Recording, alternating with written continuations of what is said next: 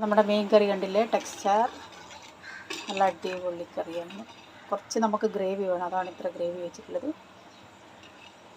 അതിന് കുറച്ചുകൂടി കഴിയുമ്പോൾ നന്നായി പറ്റിക്കും. ചട്ടിയിൽ നിന്ന് തന്നെ വെള്ളമൊക്കെ പറ്റിക്കും. കറി വെക്കാൻ പോവുകയാണ്. കൊഞ്ച് മസാല. അപ്പോൾ അതിന് വേണ്ടി ഉള്ളി, തക്കാളി, വെളുത്തുള്ളി, ഇഞ്ചി, പച്ചമുളക് ഇതൊക്കെ ഇതിൽ അരിഞ്ഞിട്ടിട്ടുണ്ട്. ഇനി നമുക്ക് ഇതിലേക്ക് പുളിവെള്ളം ഒഴിച്ചു കൊടുക്കാം. അപ്പോൾ നമ്മൾ ഇതിലേക്ക് പുളിവെള്ളം ഒഴിച്ചു കൊടുക്കുകയാണ്. പുളി ചൂടുവെള്ളത്തിലിട്ട് പിഴിഞ്ഞതാണ്, അതുകൂടി ഇതിലേക്ക് ഒഴിച്ചു കൊടുക്കാം. ഇനി ഇതിലേക്ക് നമ്മൾ ഇട്ട് കൊടുക്കുന്ന മുളക് പൊടിയാണ്. പിന്നെ ഇതിലേക്ക് മഞ്ഞൾപ്പൊടിയും കൂടി ഇട്ട് കൊടുക്കാം. പിന്നെ ആവശ്യത്തിന് ഉപ്പും കൂടി ചേർത്ത് കൊടുക്കാം അതിലേക്ക്. ഓക്കെ, ഇനി നമുക്ക് ഗ്യാസ് ഓൺ ആക്കിയതിന് ശേഷം ഇതൊന്ന് തിളപ്പിച്ചെടുക്കാം. ഇനി ഇതിലേക്ക് നമുക്ക് കൊഞ്ച് തലയടക്കാണ് കട്ട് ചെയ്തിട്ടുള്ളത്, അതാണ് ഇതൊക്കെ കാണുന്നത്. അപ്പോൾ അതും കൂടി ഇതിലേക്ക് ഇട്ട് കൊടുക്കാം. ഇനി നന്നായി ഒന്ന് തിളച്ച് വരട്ടെ, ഒന്ന് മൂടി വെച്ച് കൊടുക്കാം. അപ്പോൾ നമ്മുടെ കൊഞ്ച് കണ്ടിട്ട് നന്നായി തിളച്ച് വരട്ടുണ്ട്, തിളച്ചിട്ടൊക്കെ ഉണ്ട്.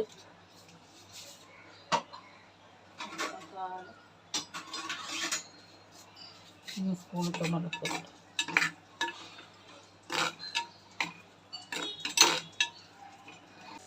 തേങ്ങ അരച്ചത് ഒഴിച്ചു കൊടുക്കാം. തേങ്ങയിൽ നമ്മൾ മല്ലിപ്പൊടി, മുളക് പൊടി, മഞ്ഞൾപ്പൊടി കൂട്ടി അരച്ചതാണിത്. അത് ഇതിലേക്ക് ഒഴിച്ചു കൊടുക്കാം. നന്നായി ഇളക്കി വെച്ചിട്ട് കൊടുക്കാം. മിക്സറിൻ്റെ ജാറിൽ വെള്ളം ഒഴിച്ചിട്ട് ഇതിലേക്ക് ഒഴിച്ചു കൊടുക്കാം. പിന്നെ ആവശ്യത്തിന് കുറച്ചുകൂടി ഉപ്പ് ചേർത്ത് കൊടുക്കാം. ഉപ്പ് കുറച്ച് കുറവ്. ഇനി അത് നന്നായി ഒന്ന് തിളച്ച് വരട്ടെ. എന്നിട്ട് നമുക്ക് ബാക്കി വേണമെങ്കിൽ കുറച്ച് പുളിവെള്ളം കൂടി ഒഴിച്ചു കൊടുക്കാം. പുളിവെള്ളം കുറച്ച്.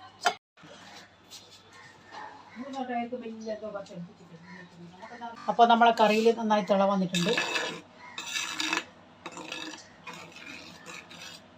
മരത്ത വീണ്ടെങ്കിൽ ആയിട്ടത്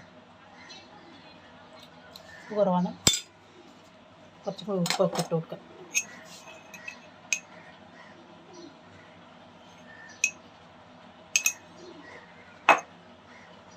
ഇതിലേക്ക് ഓയിൽ ഒഴിച്ച് കൊടുക്കണം.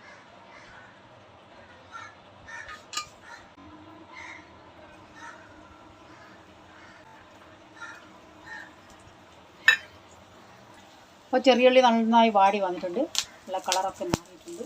പിന്നെ നമുക്ക് കറിവേപ്പില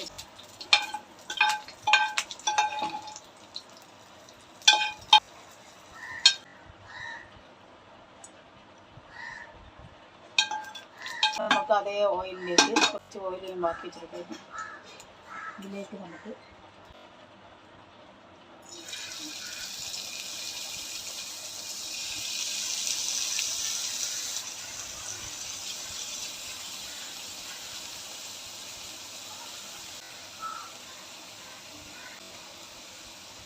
നല്ല അടിപൊളി കറിയാണ്.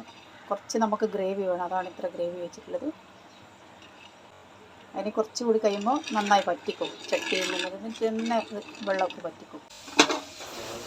അതേ പാനിൽ ബാക്കിയുള്ള ഓയിലിലേക്ക് കൊഞ്ച് ഫ്രൈ ചെയ്യാൻ മാറ്റി വെച്ചിട്ടുണ്ട്. ഇത് മൂടി വെച്ച് കൊടുക്കാം. കൊഞ്ച് ഫ്രൈ ആയി വരുന്ന സമയം കൊണ്ട് കുറച്ച് പാത്രങ്ങളൊക്കെ കഴുകാനുണ്ടായിരുന്നു, അതൊക്കെ കഴുകി വെച്ചതിന് ശേഷം കൊഞ്ച് ഇടയ്ക്കെടുക്കുന്ന തിരിച്ച് മറിച്ചിട്ട് കൊടുത്താൽ മതിയാവും.